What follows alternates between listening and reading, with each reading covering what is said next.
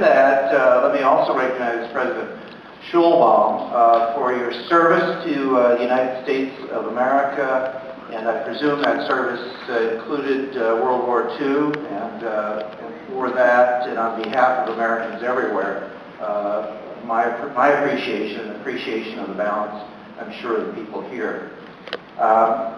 It is accurate. I serve on 5 committees, like everyone else here: kindergarten through 12 appropriations, and education appropriations covers about a third of the budget. The math, this is 3rd grade math that I'm going to talk about here, so there's nothing complex about it. The rough budget for the state of Florida is about $70 billion. That's the revenue that comes in the front door. Education is a little more than $20 billion, so a little less than a third.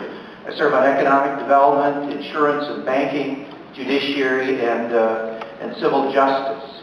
And most of you, like me, remember Walter Cronkite, and you remember his refrain. He had a powerful refrain that he began every one of his shows with, and he said, "And now for the rest of the story."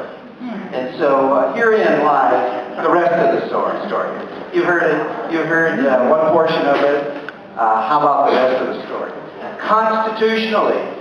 Constitutionally, in the state of Florida, the legislature cannot appropriate $1 more than it takes in the front door. That is a constitutional mandate. It's very simple. In 3rd grade arithmetic, it says the legislature must prepare and issue a balanced budget. That means, quite simply, if revenue is down $5 billion, expenditures appropriated by law, by Constitution, must be taken down $5 billion, period. No qualifications, no exceptions, no caveats, none of this goofy stuff that we all see at the federal level, where today you have a federal government that has a deficit of, and these boys are about to push us into bankruptcy, which will turn this nation into a 3rd world country overnight. Current federal deficit, $15 trillion.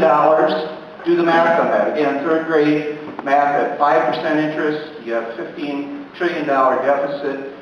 The interest payment every year without amortizing $1 of debt is $750 billion. Well, what's the challenge? The income, the revenue to the federal government is only about $2 trillion a year. You got $750 billion debt service payment. Everybody in the room knows mathematics. The projected deficit in 2015 is $20 billion. The boys have almost tipped this thing over because of irresponsible spending, and they may have. Many of you are aware that Standard & Poor's has just issued a negative outlook for the debt of the United States of America. The first time since World War II. So when you look at the state of Florida, which has the highest bond ratings that a state can achieve, it does so because we have been responsible with expenditure. Could everybody stand up and identify expenditures that rightfully have been made? Were there more money? Of course we could. Could we all have wished for more money? Of course we could. But we're back on the street. We're back living the same lives that everybody in this room lives, which is revenue minus expenditure.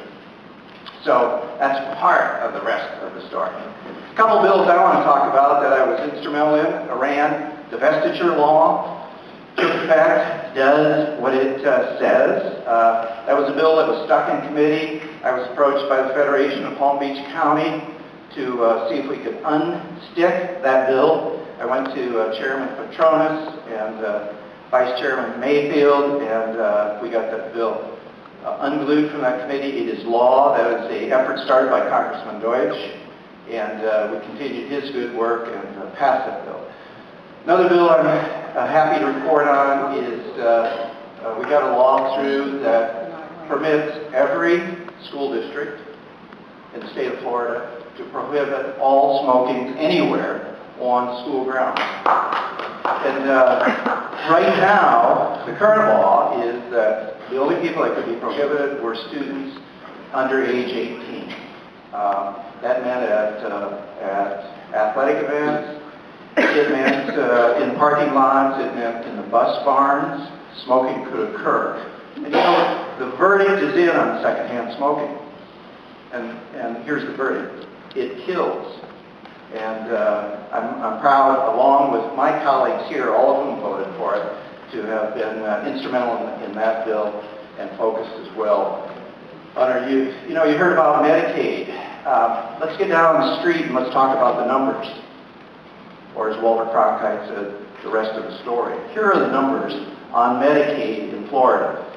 In the year 2000, the expenditure was $7 billion. That was about 15% of the budget.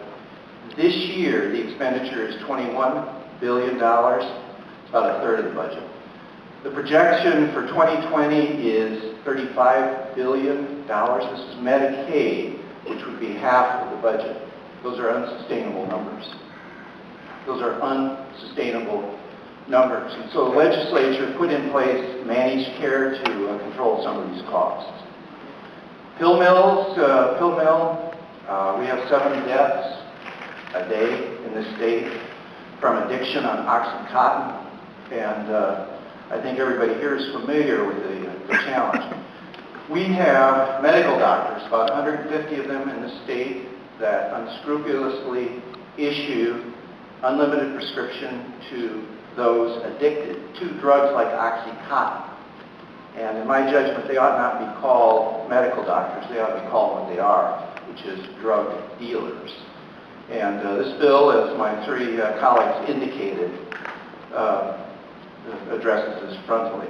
I voted against the bill when it came through committee, it came through Judiciary Committee. I voted against it because it did not have the database provision. The database provision is critical because when these addicts show up for the 5th time in the same day with their 5th prescription, the databases will be triggered immediately and will preclude those people from receiving those prescriptions. In any event, the final bill, as it passed both the House and the Senate and as will be signed by the governor, contains a database bill. I think it's important. The budget is balanced. There are no tax increases. I also have one other bill that did not get through, but I'm going to work on it again. And that is my autism bill, which would require insurers to work with families with autism so that we can get immediate care, immediate diagnosis, immediate help to children with autism. The numbers show about 1 in 100 individuals with autism. I'm pleased to be your state representative. My district, 87, which mostly hugs the coast but comes west in a lot of ways, picks up much of the district here. Happy to represent you and look forward to continuing to work with you. And now you have the rest of the story. Thank you very much.